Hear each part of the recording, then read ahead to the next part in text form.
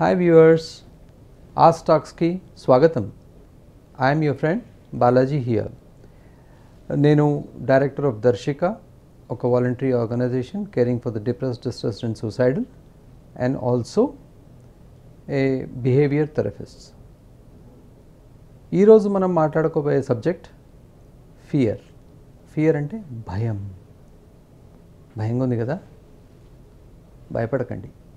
చాలా simple subject. ప్రతి ఒక్కడికి భయం అనేది ఉంటుంది. చిన్న పెద్ద తేడా లేదు. డబ్బులు ఉన్నోడికి భయం ఎక్కడ డబ్బులు పోతాయో అని, డబ్బులు లేనోడికి భయం ఎక్కడి నుంచి డబ్బులు వస్తాయో అని, చదువుకున్నోడికి భయం సరైన ఉద్యోగం దొరకకపోతే ఎలాగని చెప్పి, చదువు లేనోడికి భయం అయ్యో నా మనుగడ ఎట్లా అని చెప్పి. అసలు ఈ భయం అంటే ఏంటి? భయం వల్ల లాభమా నష్టమా?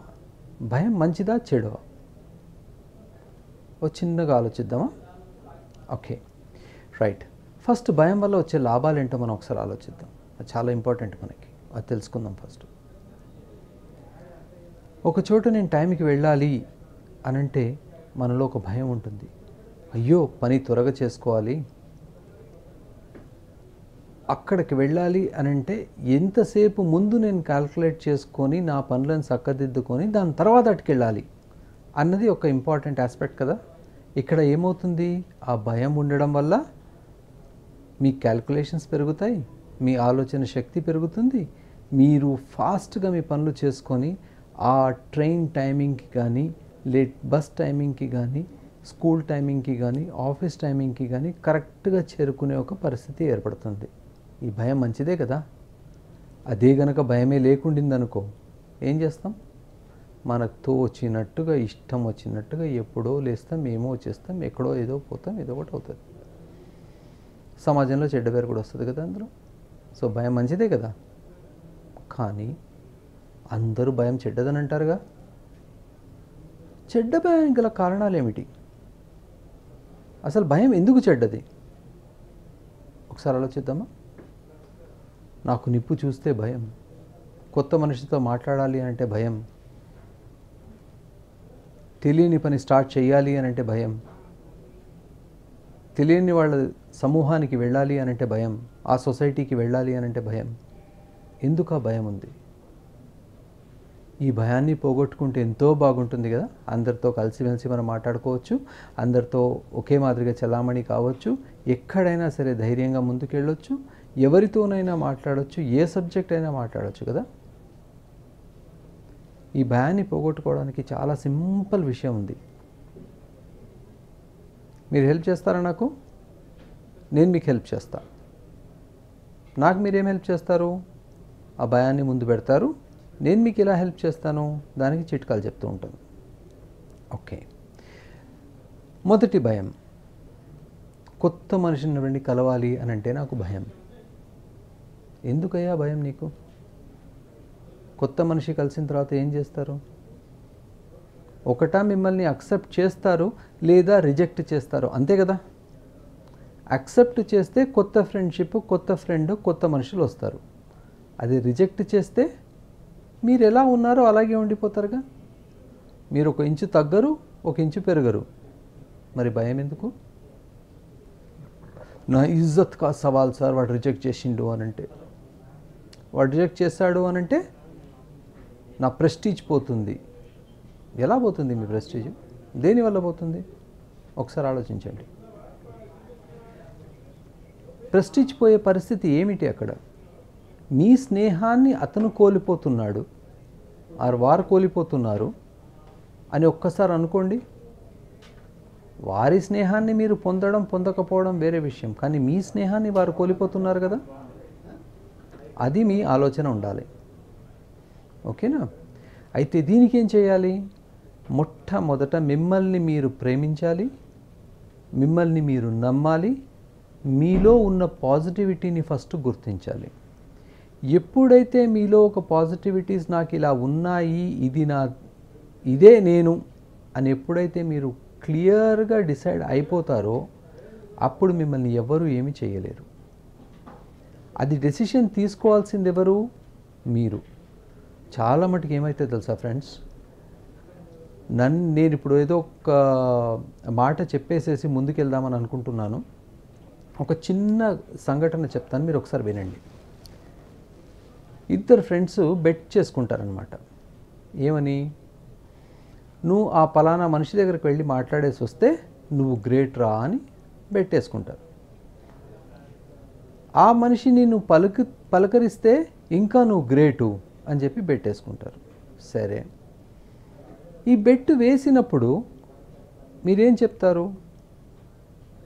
యూ విల్ ఫస్ట్ మీరు ఏదో ఒకటి సాధించాలి అని చెప్పి వెళ్ళడానికి ప్రయత్నిస్తూ ఉంటారు, అంతేనా? ఒక బెట్ వేసుకుంటే కనుక ఎస్, అక్కడ మాత్రం ధైర్యం ఉంటుంది. ఆ ఫలానా వ్యక్తి దగ్గరికి వెళ్ళేసి అతను మాట్లాడకపోతే then you become bad, bet ఓడిపోతారు. ఈ భయం ఉంటుంది కదా. ఈ బెట్ వేసుకోక ముందే ఒక షరతుతో కూడిన బెట్ వేసుకుంటే ఎలా ఉంటుంది ఒకసారి ఆలోచించండి.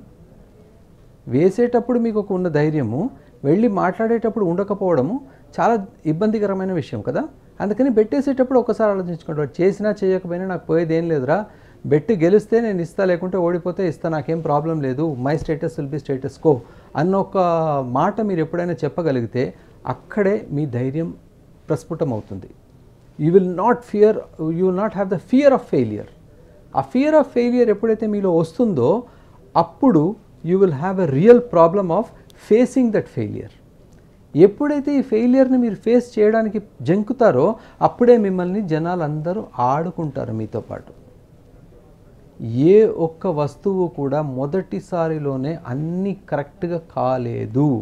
ఏ ఒక్క ఇన్వెన్షన్ కూడా కరెక్ట్గా కాలేదు. ఏ ఒక్క పుట్టుక కూడా కరెక్ట్గా కాలేదు. ప్రతి దాంట్లోనూ ఒక పాజిటివిటీస్ ఉంటాయి, ఒక నెగటివిటీస్ ఉంటాయి. ఎప్పుడైతే ఈ పాజిటివిటీస్ నెగటివిటీస్ ఉంటాయని మీరు గ్రహిస్తారో, నాలో కూడా ఒక పాజిటివిటీ ఉంది, నాలో కూడా ఒక నెగటివిటీ ఉంది అన్నది ఎప్పుడైతే మీరు అక్సెప్ట్ చేస్తారో ఫియర్ అన్న మాట మీలో ఉండదు. Negative fear, the fear of rejection అన్నది మాత్రం అస్సలు ఉండదు. సరే, ఒక కుటుంబంలో నలుగురు ఉన్నారు. ఏదో మాట చెప్పాలని అనుకుంటున్నారు కానీ చెప్పలేకపోతున్నారు. సరే, ఒక చిన్న ఎగ్జాంపుల్ తీసుకుందాం. ఇక్కడ ఒక ఫ్యామిలీ ఉంది.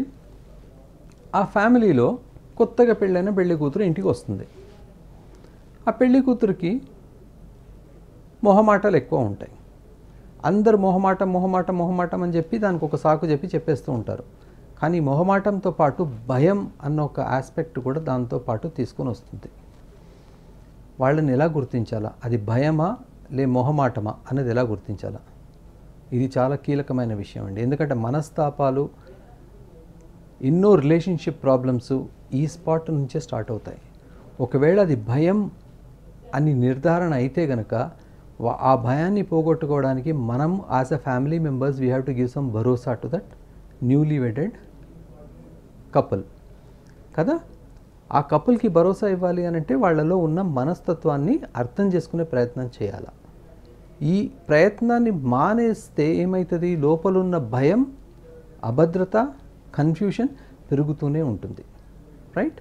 So for the family members నేనిచ్చే సలహా ఏంటి అని అంటే, ఎస్, ఇది మొహమాటమా భయమా ఒక్కసారి పరిశీలించండి. భయం అంటే ఎలా ఉంటుంది? ఏదో ఒక విషయం చెప్పాలని అనుకుంటారు కానీ చెప్పలేకపోతారు. ఓకే, మొహమాటంలో కూడా సేమ్ లక్షణాలు ఉంటాయి. కానీ ఆ విషయాన్ని మొహమాటం అయితే అత్తామామ దగ్గర కాకుండా కనీసం భర్త దగ్గరైనా చెప్పే పరిస్థితులు ఉంటాయి. కానీ ఫియర్ అంటే అత్తామామ దగ్గర చెప్పరు, భర్త దగ్గర చెప్పరు, కానీ వాళ్ళ ఇంట్లోకి వెళ్ళి చెప్పుకునే పరిస్థితులు ఉంటాయి. ఇది క్లియర్ ఇండికేషన్. మొహమాటం ఆ ఇంటిలోనే ఉంటుంది, ఫియర్ ఇంటిని దాటి బయటికి వెళ్తుంది. కానీ వాళ్ళకి ఇవ్వాల్సిన భరోసా ఏంటి? మీరు ఏం చెప్పినా తప్పు కాదు, ఏదో ఒకటి ఉంటుంది, తప్పైనా ఒప్పైనా పర్లేదు, మనం ఇంట్లో కూర్చొని మాట్లాడుకోవాలి అన్న ఒక భరోసా వాళ్ళకి ఇవ్వాలి. ఇదే సిచ్యువేషన్ ఒక క్లాస్ రూమ్లోనైనా టీచర్ చేయాల్సిన పరిస్థితి ఉంటుంది, లేదా ఒక కొత్తగా వచ్చిన ఎంప్లాయీస్ దగ్గర మేనేజర్ చేయాల్సిన పరిస్థితి ఉంటుంది, లేదా ఒక కొత్త సొసైటీలోకి వెళ్తే అక్కడ మీరు ఆహ్వానించే ఎవరికైనా ఏ ఫ్రెండ్స్ అయినా మీ దగ్గరకు వచ్చి మాట్లాడే పరిస్థితి ఉంటే కనుక వాళ్ళని కూడా మీరు ఆహ్వానించే ఒక మనస్తత్వం మీలో ఉండాలి. అప్పుడు ఎదుటివాడికి భయం అంటూ ఉండదు. అది మీరు తొలగించే ప్రయత్నం చేయొచ్చు. Okay, this is the one help other people can do. అయితే రెండవది ఏంటి? ఫియర్ ఆఫ్ ఫెయిలియర్ ఒకటి ఇంపార్టెంట్ ఆస్పెక్ట్ అని అనుకుంటే కనుక ఎగ్జామినేషన్ ఫియర్ ఆఫ్ ఫెయిలియర్ ఒకటి ఉంది, లైఫ్ ఫియర్ ఆఫ్ ఫెయిలియర్ అని ఒకటి ఉంది. చిన్న చిన్న పరీక్షల్లో మనం ఫెయిల్ అయిపోతున్నాం కదా అని చెప్పి కృంగి కృషించే ఒక అవస్థలు ఉంటాయన్నమాట. అప్పుడు మనము every failure has got a success story, everything has got a solution అని మనం ఆలోచించాలా. భయపడద్దు. ఫెయిల్ కాని మనిషే లేడు. జీవితంలో మీరు ఎప్పుడు ఫెయిల్ కారు. ఎప్పుడు ఫెయిల్ అవుతారు? ప్రయత్నం మానేసిన రోజు మీరు ఫెయిల్ అవుతారు. సో ప్రయత్నిస్తూనే ఉంటే గనక ఆ ఫియర్ అన్న ఒక ఆస్పెక్ట్ని మనం పక్కన పెట్టేసేయచ్చు.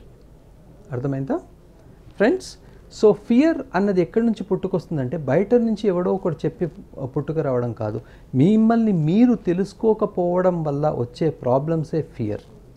కమ్యూనికేషన్ ఫియర్ కావచ్చు, లేదా కరస్పాండెన్స్ ఫియర్ కావచ్చు, ఫియర్ ఆఫ్ ఫెయిలియర్ కావచ్చు, ఇన్సెక్యూరిటీ వల్ల వచ్చే ఫియర్ కావచ్చు, సమాజంలో తలదిగుతుందేమో అన్న ఒక షేమ్ వల్ల వచ్చే ఫియర్ కూడా కావచ్చు. ఏదైనా సరే మిమ్మల్ని మీరు దృఢంగా ఉంచుకుంటే ఈ ఫియర్ అనేది మీ దగ్గర రాదు.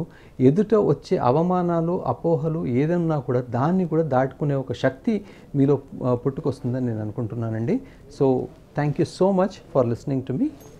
Hope you will be fearless. Thank you.